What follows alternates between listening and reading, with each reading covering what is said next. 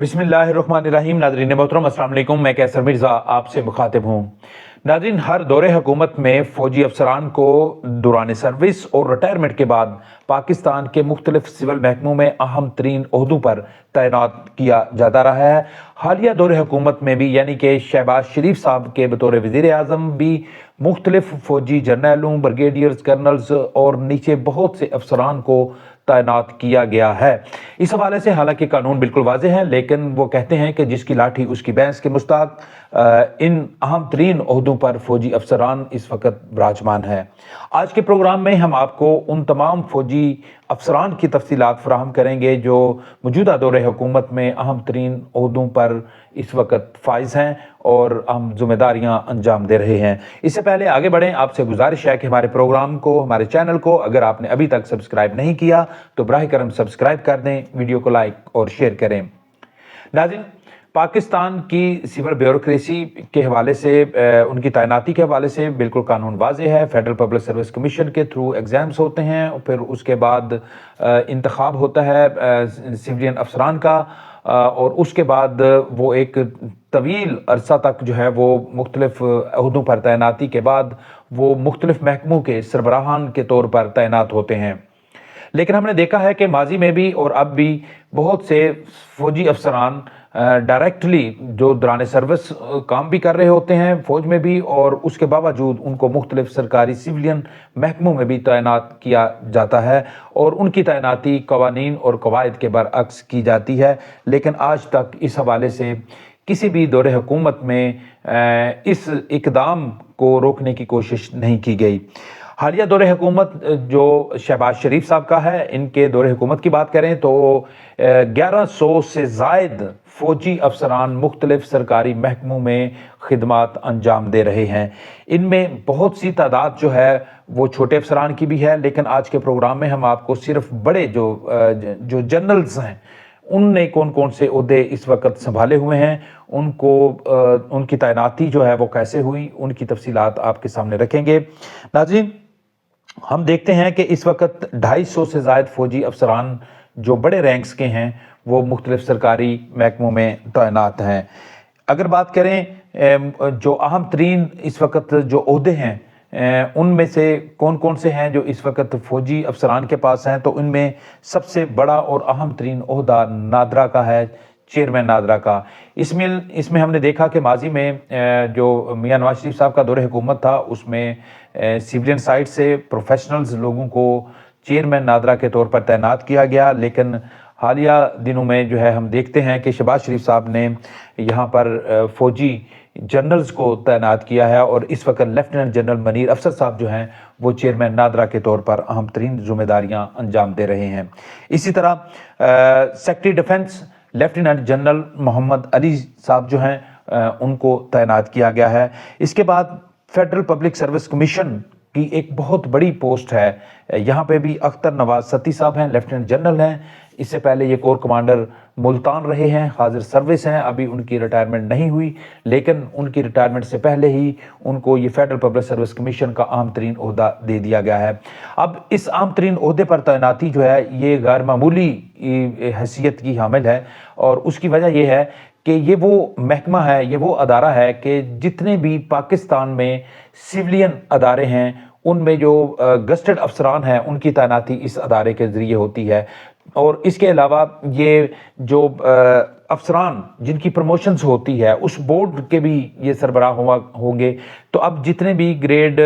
20, 21, 22 के अफसरान हैं 21 तक, उन्होंने अगर प्रमोशंस लेनी है, उनके जो केसेस हैं वो उनकी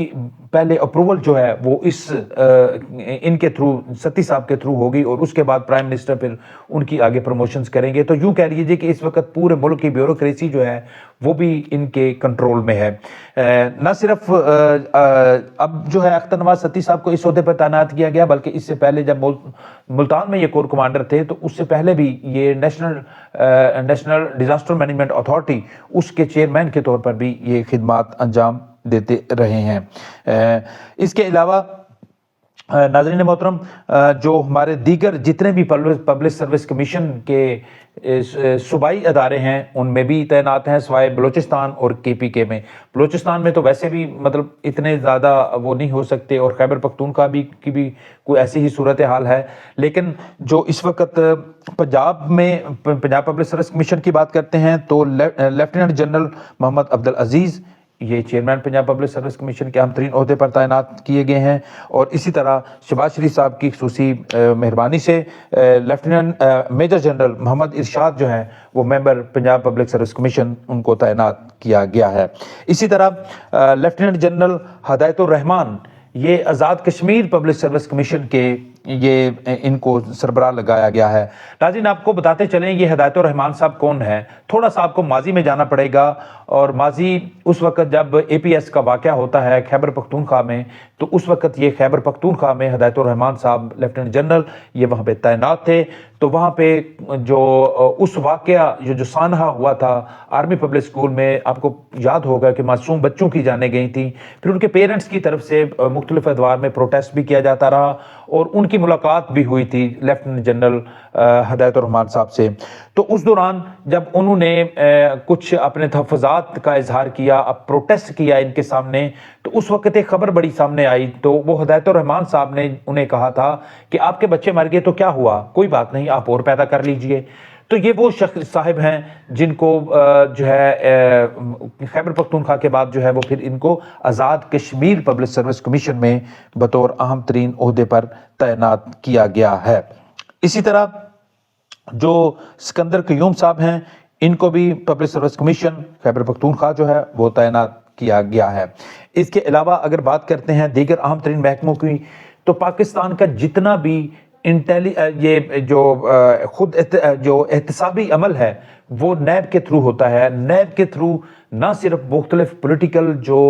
पार्टीज़ हैं, मुख्तलिफ जो पोलिटिकल पर्सनैलिटीज़ हैं उनको कंट्रोल किया जाता है, बल्कि मुख्तलिफ जो सरकारी अफसरान हैं उनको भी कंट्रोल करने के लिए नैब एक बहुत बड़ा हथियार के तौर पर इस्तेमाल होता है। तो चेयरमैन नैब के तौर पर लेफ्टिनेंट जनरल नज़ीर अहमद भट्ट साहब जो है उनको तैनात किया गया है, और ये इनकी तैनाती खुसूसी तौर पर की गई। हालांकि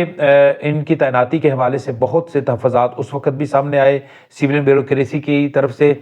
मुख्तलिफ पोलिटिकल पार्टीज़ की तरफ से भी इस पर जो है वो एहतजाज किया गया, लेकिन उसके बावजूद ये नज़ीर अहमद भट्ट साहब इस वक्त चेयरमैन नैब के ओहदे पर तैनात हैं। इसके अलावा जो पाकिस्तान में एनर्जी सेक्टर्स को कंट्रोल करता है, खुसूसी तौर पर जो वापडा का महकमा है, ये बहुत बड़ा एक इदारा है, उसके सरबराह के तौर पर यानी कि चेयरमैन वापडा के तौर पर भी लेफ्टिनेंट जनरल सजाद गनी साहब इस अहम ओहदे पर तैनात किए गए हैं। इसके अलावा आपके इल्म में है कि PIA पाकिस्तान इंटरनेशनल एयरलाइन बहुत बड़ी पाकिस्तान की जो एयरलाइन है, और आपको पता है कि पिछले दिनों इसकी बोली का भी मामला आया था। इसकी जो दिन ब दिन जो बिगड़ती हुई सूरत हाल है, इसकी अहम तरीन अदारे की तनज़ली की भी बुनियादी वजह यह है कि यहाँ पर भी जो अहम तरीन ओहदे हैं वो किसी कॉम्पिटेंट अथॉरिटी या कॉम्पिटेंट ऑफिसर्स को नहीं सौंपे गए। इसी तरह मनपसंद अफराद को इस ओहदे पर तैनात किया जाता रहा है। तो हालिया दिन जो दौरे हुकूमत है इसमें भी एयर वाइस मार्शल आमिर हयात साहब को जो है वो PIA का इधर सरबराह लगाया गया। इसके अलावा भी इनके पास बहुत से दीगर ओहदे भी इनके पास मौजूद हैं। इसी तरह दफाई पैदावार का अहम तरीन ओहदा है, इसमें भी लेफ्टिनेंट जनरल हुमायूं अजीज़ साहब इस अहम तरीन ओहदे पर इनको तैनात किया गया शहबाज शरीफ साहब के दौरे हुकूमत में। इससे पहले लेफ्टिनेंट जनरल चिराग हैदर साहब जो है वो इस मनसब पर फाइज रहे हैं। नेशनल डिज़ास्टर मैनेजमेंट अथॉरिटी, जब भी पाकिस्तान में कुछ डिज़ास्टर्स रूनुमा होते हैं वहाँ पे उन इलाकों की बहाली और उस डिज़ास्टर से निमटने के लिए ये अथॉरिटी जो है वो कायम की गई है। ये बुनियादी तौर पर जब पाकिस्तान में 2005 में ज़ल्ज़ला आया था तो उसके बाद इसको फ़ाल किया गया, और उस दौर के बाद जो है मुसलसल इस अहम तरीन ओहदे पर भी जो है वो फ़ौजी जर्नैल ही तैनात किया जाता है। और अब भी हालांकि ये सिविलियन महकमा है लेकिन अब यहाँ पे फ़ौजी जनरल साहब जो हैं वो तैनात होते हैं। माजी में यहाँ पे लेफ्टिनेंट जनरल अफजाल साहब भी हुए, उनकी रिटायरमेंट के बाद अख्तर नवाज सत्ती साहब इस अहम ओहदे पर आए, और आजकल लेफ्टिनेंट जनरल इनाम हैदर मलिक साहब जो है वो इस ओहदे पर तैनात हैं। اب آپ دیکھ لیجئے کہ نیشنل ڈیزاسٹر مینجمنٹ اتھارٹی کا جو رول رہا ہے ماضی میں وہ آپ کے سامنے ہے، مجھے بتانے کی ضرورت نہیں ہے۔ پاکستان میں اب بھی اگر مختلف زلزلہ جو زدہ علاقے ہیں ادھر رخ کریں تو اب بھی شاید وہاں پہ کام نہیں ہو رہا۔ سیلاب زدگان کی صورتحال ہے، ان علاقوں کی بحالی اور دیگر جو معاملات ہیں وہ بھی آپ کے سامنے ہیں، مجھے اس کی تفصیل میں جانے کی ضرورت نہیں ہے، لیکن بتانا آپ کو یہ تھا کہ اس اہم ترین عہدے پر بھی جو ہے وہ انعام حیدر ملک صاحب تعینات ہیں۔ ناظرین، اس کے علاوہ بہت سے جو فارن سروسز ہیں اس میں بھی جو فوجی جنرلز جو ہیں ان کو تعینات کیا جاتا ہے، وہ ان میں وہ حاضر سروس بھی ہوتے ہیں اور زیادہ تر اس میں ریٹائرمنٹ کے بعد جو ہے وہ کہیں نہ کہیں ان کو کھپا دیا جاتا ہے، اور دوران سروس ہی بہت سے جو جنرلز ہیں جو سیولین حکومت میں بھی ایک مؤثر اپنی ایک قد کاٹ رکھتے ہیں، ایک پہچان رکھتے ہیں، تو وہ اپنی ریٹائرمنٹ سے پہلے ہی اپنی اگلی پوسٹنگ کے لیے معاملات طے کر لیتے ہیں۔ تو ابھی جو چند ایک جو میجر جنرلز ہیں ان کی تفصیلات آپ کے سامنے رکھتے ہیں جو فارن مشن میں اپنی خدمات انجام دے رہے ہیں۔ ان میں میجر جنرل اختر جمیل صاحب یہ بوسنیا میں اپنی خدمات انجام دے رہے ہیں، میجر جنرل طیب اعظم صاحب نائجیریا میں جو ہے یہ اپنی خدمات انجام دے رہے ہیں، میجر جنرل فرت عباس برونائی میں اپنی خدمات انجام دے رہے ہیں، میجر جنرل شاہد اختر یہ سیریا میں اپنی خدمات انجام دے رہے ہیں۔ اسی طرح حال ہی میں شہباز شریف صاحب کی طرف سے لیفٹیننٹ جنرل عامر صاحب کو تعینات کیا گیا تھا یو اے ای میں، تو یو اے ای میں ان کی تعیناتی تو کر دی گئی تھی لیکن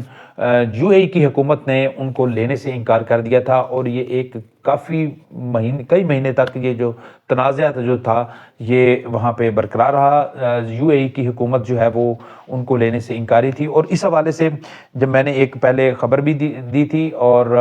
میں نے پھر کچھ ذرائع سے بھی بات کی، پھر ادھر سے پتہ چلا کہ ان کی یہاں پہ تعیناتی میں جہاں پہ مقامی جو حکومت ہے یو اے ای کی وہ بھی راضی نہیں ہے، اور وہاں پہ جو انڈیا کی جو لابی ہے، آپ کو پتہ ہے کہ یو اے ای میں انڈیا کی لابی بڑی سٹرونگ ہے، تو ان کی طرف سے بھی وہاں پہ جو ہے وہ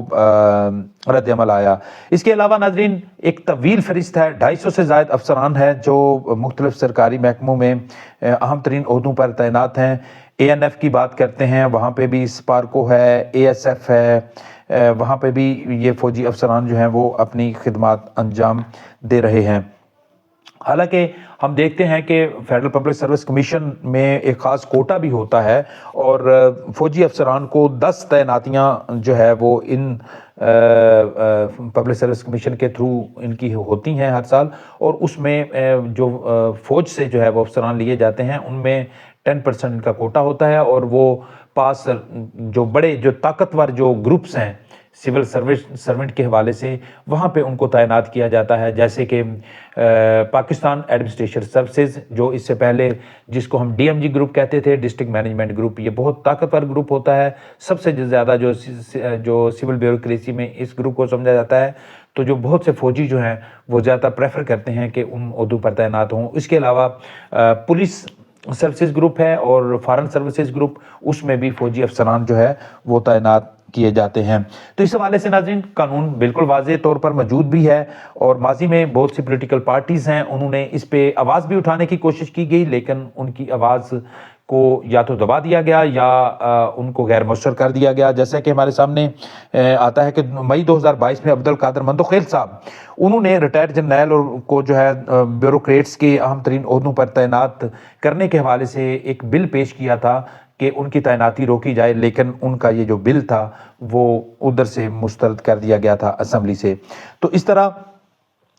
بہت سے محکموں میں جو فوجی افسران ہیں ان کی تعیناتی کو یہ جواز بنا کر پیش کیا جاتا ہے کہ یہ بہت ایکسپیرینسڈ لوگ ہیں اور بہت کمپیٹنٹ آفیسرز ہیں، اور ان کی خدمات اگر لینے سے ان اداروں میں بہت ترقی ہوگی۔ لیکن ہم دیکھتے ہیں کہ مطلب سپورٹس کا ڈپارٹمنٹ آپ دیکھ لیں، اس میں ایک طویل عرصے تک ایک لیفٹیننٹ جنرل جو ہیں وہ خدمات انجام دیتے رہے۔ سپورٹس کی جو صورتحال ہے وہ آپ کے سامنے ہے۔ اسی طرح مختلف فیڈریشنز ہیں سپورٹس کی، اس میں بھی فوجی افسران تعینات ہیں، ان کی بھی حالت آپ کے سامنے ہے کہ پاکستان میں سپورٹس سوائے کرکٹ کے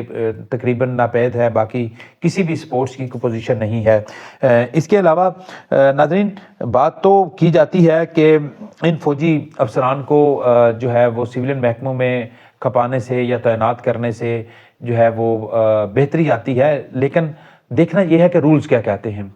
اگر رولز کے بغیر اگر تعیناتی کی جاتی ہے تو میں سمجھتا ہوں کہ ان تمام بڑے بیوروکریٹس کی حق تلفی ہے جن کو ریٹائرمنٹ کے بعد گھر بھیج دیا جاتا ہے۔ اگر ایکسپیرینس دیکھنا ہے تو وہ جو ریٹائرمنٹ کے بعد جو سویلین بیوروکریٹس گھر چلے جاتے ہیں تو پھر ان کو بھی تعینات کیا جائے۔ ان کو اگر ان کی خدمات دیکھیں تو ایسے ایسے کمپیٹنٹ آفیسرز ہیں جو 60 سال کی عمر پوری ہونے کے بعد گھروں کو چلے گئے۔ اگر ان کی کمپیٹنسی کو دیکھنا ہے، ان کی قابلیت کو دیکھنا ہے تو پھر ان کو